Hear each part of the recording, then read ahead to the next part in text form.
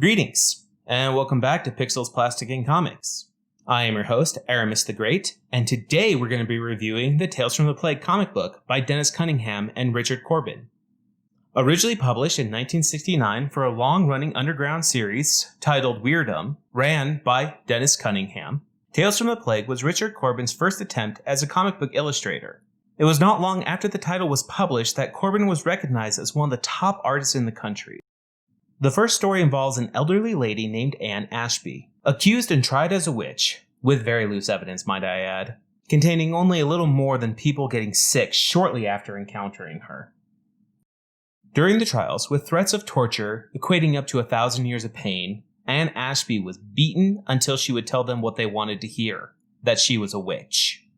Upon this confession, the group quickly snatched the woman up and carried out the sentence, a trial by fire. However, this did not quench the bloodthirst of the villagers. Ashby had confessed to owning imps from the depths of hell, which were taking sanctuary at her home. The crowd quickly turned its sights to the old woman's house.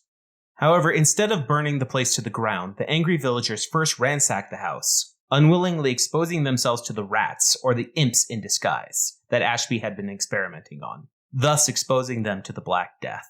The infected villagers succumbed to the horrifying conditions of the plague, while at the same time, from those not yet infected resorted to acts of debauchery, seeing that the heavens had betrayed them. Ashby had indirectly exacted her revenge on the people who condemned her for ungodly acts and sentenced to a horrifying death, the same people she was most likely looking to save.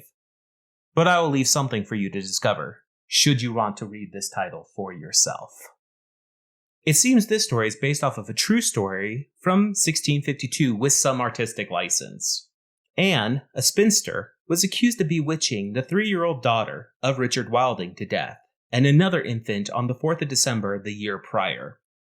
She was also accused with 4 other women of bewitching Elizabeth Osborne on April 19th, 1652, causing her to languish until she died on July 15th the same year. At Maidstone, 3 of the 4 women were reprieved. However, Anne was found guilty on Friday, July 30th, 1652, and was hung not long afterwards.